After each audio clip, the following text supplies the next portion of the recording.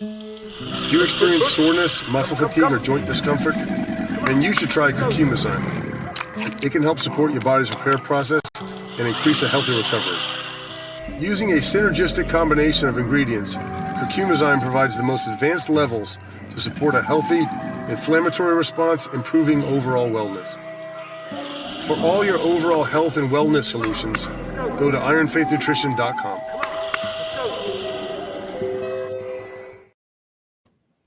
Hey, welcome to the Faith and Facts podcast. Brian Fetzer, Coach Fetzer here, along with Big Feijo. We are going to dive in, and we both are donning in preparation for this. Got the Titans, the good old Tennessee Titans football shirt on. You see that? This is genuine official stuff. And I got a wonderful Cincinnati Reds. Cincinnati Reds. Since we're going Pete Rose, he did it. Hey, and new signing of Terry Francona, which has got me so excited to be the new manager. He led the Sox, my other team. Now he's going to lead this team. Ellie De La Cruz. It's going to be great. But oh boy, let me reminisce. With that, we are going to talk sports and performance, but not just for sports, for team sports, but an athlete. If you're, training for something, if you're trying to be a pickleballer, or you're trying to, work out just in general, we're going to talk about nutrition for sports today. So, bringing in the legendary Big Feijo, involved for, 30 plus years in the sports world, in nutrition. We're going to dive in. And we're gonna get going with this. And one of the first things I wanted to ask you about and get your opinion, in optimizing performance, is how can an athlete, or how can athletes use nutrition to enhance, both recovery and optimal performance? Well, I'll tell you, Brian, they both go hand in hand. Recovery and performance. You can train all you want, work out all you want, but if you don't recover, it's going to affect your performance in the long run. And that's crucial for any, especially team sports, or an athlete who's got a competition coming up. So if you don't recover from your training, then basically your performance is going to be not up to your 100%. So how do you deal with that? What is it going on? So an athlete, what do we do, Brian? You as a coach, you train them, you take the athletes out there and you work them out through, you show them techniques and skills. You try to get their aerobic conditioning up. But every time you perform, something's happening. You're using up energy. You're breaking down tissue. So nutrition comes into optimal effect. 100% recovery and performance is going to be related to the process of nutrition. So how do we deal with that? What's the thing we're going to do first? Anti-inflammatory effects of nutrition is what's crucial. How are you going to optimize recovery and performance? Minimize the damage and the inflammation due to your training. So how's that going to happen? Well, from the diet, you certainly can use the concept of the food, the type of foods that you're eating. For example, foods that prevent inflammation. All fatty fishes. Why? Because they contain omega-3 fatty acids. They are strong anti-inflammatory properties. So, may not like it, but salmon, mackerel, sardines, anchovies, these are fishes that are high in omega-3 fatty acids. And then, of course, if you don't want to eat the food part of it and you want to supplement, get yourself a high-quality omega-3, omega-6 supplement. Other foods, berries. All your berries contain antioxidants. Antioxidants reduce inflammation. So your blueberries, your strawberries, your raspberries. My wife, all I have to do is follow my wife's diet. It's like the perfect diet, Brian. I'm telling you, And can you tell the difference? So I mean, but that's the way. That's the way. So green leafy vegetables, the food you consume, and you know the old adage is let food be your medicine, and it's so true. So in this case, green leafy vegetables, fruits, you know, the fish, seeds and nuts, antioxidants, olive oil, all of these things are important. And then you have, of course, right now it's a revolutionary thing and hot as a supplement is turmeric, curcumin. Oh, Yep. all of a sudden it's a hot thing. You know, my wife and I, going back in 1986, we had our product. It was one of the first products that utilized the concept of the anti-inflammatory effects for training and injury, and that was turmeric and curcumin. Yeah. Powerful anti-inflammatories. And of course, you guys have a powerful one that I use right now. Curcumazyme. Yeah, absolutely.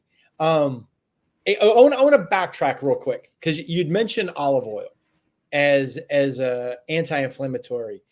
And one of the things people are starting to realize the seed oils becoming, very inflammatory, if you're taking vegetable oil or canola oil, because they become so normalized, I guess, in our diets that they've got, there's some oils that are good for you and there's some oils that the processed ones aren't very good for you, right? Yeah, it depends on the nitrogen content, you know. So the higher that is, becomes a saturated oil or a polyunsaturated oil. But olive oil is on the equivalent. Now, this is how powerful anti-inflammatory effect is of olive oil. They say the effects of olive oil are similar to taking ibuprofen. Now, the difference is this: olive oil won't harm your liver. Olive oil won't destroy your kidneys. Ibuprofen, you can destroy your kidneys. You can destroy your liver. So there's a big difference between how the Lord God gave us food sources that can be our medicine. And this is, you mentioned olive oil. Of course, I skip over that one. Olive oil is important to that level that extra virgin olive oil will provide a compound necessary for anti-inflammatory effects similar to ibuprofen. How amazing! How awesome is that? I mean, that's pretty awesome. It's amazing that foods, real foods, produce similar effects to what conventional pharma is, Well, which is that's how they discovered all a lot of these medicines, these drugs. You know, it's interesting. The Old Testament, it talks about let the herbs of the trees will be for you for healing. You know, and that it says, actually, it says medicines. It'll be your medicines, and now they convert these medicines. They call them drugs. So this would be called a drug in olive oil, but the ibuprofen would call medicine. So ibuprofen is called medicine when it's the drug. It's just the way it is with Satan, the liar, twisting to distort and all things that Christ, God, our Creator, has made, and it's just superior. So here we have just food. Now, for the athlete, there is a concern for performance and recovery by utilizing food, because food has an impact on excuse me, has an impact on negative thermogenesis. And what am I talking about? So why would I have my athletes rely on, let's say I had them on a food source, nutrition food source, to get their proteins and their multi-nutrients, everything, such as let me see, circadian balance. Okay, you have had a circadian balance product. We had a pre-post. These are bioavailable nutrients, 30 grams of protein, carbohydrates, and micronutrients. Okay, so why would I want my athlete? And this is I'd like to be in charge of the nutrition program for Alabama or any big school, any little school, you know. And so my athletes may not like it, but when I played ball, the big thing was you had to have a baked potato and a steak. Wow, we were living high, boy. I'll tell you, a baked potato and steak, a fancy meal. And it was the dumbest thing you could do because you created the worst scenario for performance, because food has what we call specific dynamic action, and there's other terms for it, okay? But basically, the aspect of converting food to energy is energy inefficient in every case, fats, proteins, and carbs. And matter of fact, proteins are the highest negative impact. So thermogenesis is creating energy, creating heat. You take an electric production from nuclear energy. All forms of energy, all forms of creating energy, you get light, heat, and energy. So no matter what it is, whether it's in your body, converting food, light, heat, and energy, well, a certain amount of the production of energy, it can be energy efficient or inefficient. Well, negative thermogenesis is really a bummer for an athlete. And playing against teams that don't understand this is like really nutritionally foolish to not understand the effect of food on your athlete. So negative thermogenesis or thermic effect of food, that's when you have to be aware of. Why am I eating before an hour before, 2 hours before? It takes a salad several hours to digest. A chef salad takes hours and hours for protein to digest. So you're going into a performance, and if you're creating an environment where nutritional effect is creating the negative effect, negative thermogenesis, which creates heat, energy, and light, and very little energy in relationship to the amount that it consumes. So it's pretty dramatic what you give an athlete before for performance. And then now afterwards, you're better off immediately after getting some form of supplementation in, which does not affect a negative thermogenesis. So we always want to prevent negative thermogenesis. So that's the simple thing. So an athlete using nutrition enhance recovery and performance.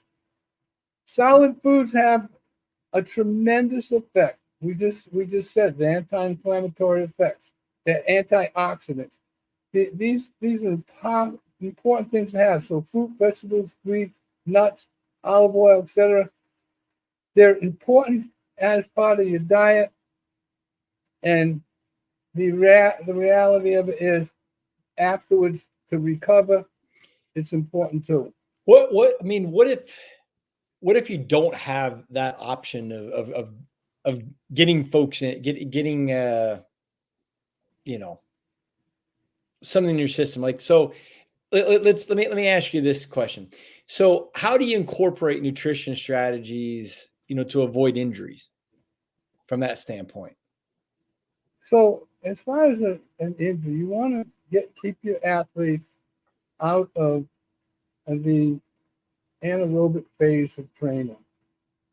So anaerobic phase of training is when you are not using oxygen, and that creates a problem. One of the problems is that it doesn't produce enough of energy. Your ATP production in an anaerobic phase is going to be say like from a carbohydrate or something, it's going to be around 13 or maybe less. The aspect of an athlete in an aerobic aspect is going to triple the amount of ATP. So the longer you can stay out of an aerobic phase, the better. So what else is the results of this aspect? Well, the results is that when you're in an anaerobic phase, you're susceptible for creating lactic acid. And lactic acid is a byproduct of inefficient energy production. So if you're in a lactic acid buildup, you're going to have effects of performance. So what we try to do with our athletes is to keep them in a high level of aerobic activity. Now, what does that mean? Okay, it's cellular respiration. It's energy, the fuel you got, the oxygen you take, and the transfer of these things. So energy production, you want to maximize. So we want to stay in a phase where we're producing maximum ATP. And that basically comes from what's called beta oxidation. So by activating the pathways of beta oxidation, which is the body produces the release of fatty acids, free fatty acids, but it can't utilize it without enzyme activity, specifically a byproduct of carbohydrate metabolism, which is coenzyme A. So a lot of athletes, they take all this energy stuff, and it's all carbohydrates, which is great, but you're only producing a third of the amount of ATP that you would produce from one molecule of fat. So knowing that, you would have 3 times more levels of ATP production. Your athlete will be in a state of aerobic respiration, creating cellular respiration 3 times more by utilizing the beta oxidation and than you would from using carbohydrate metabolism. So carbohydrates, people are skipping carbohydrates, so they don't even get the ATP that the glucose would be providing.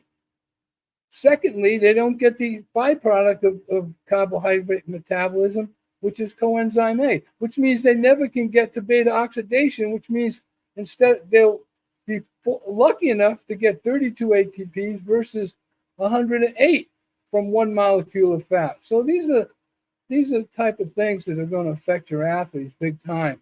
And coaches don't. I know they don't do this stuff. No, it's amazing that, they talk about misinformation out there. I mean, there's so much that is not needed or not given properly to others. And one of the things that I know we've talked about in the past and want to touch on is the effect of micronutrients and how they play in athletic performance. How can somebody, one, what is a micronutrient? And two, how can an athlete or somebody that's working out, trying to get their body better, how do they make sure they get enough?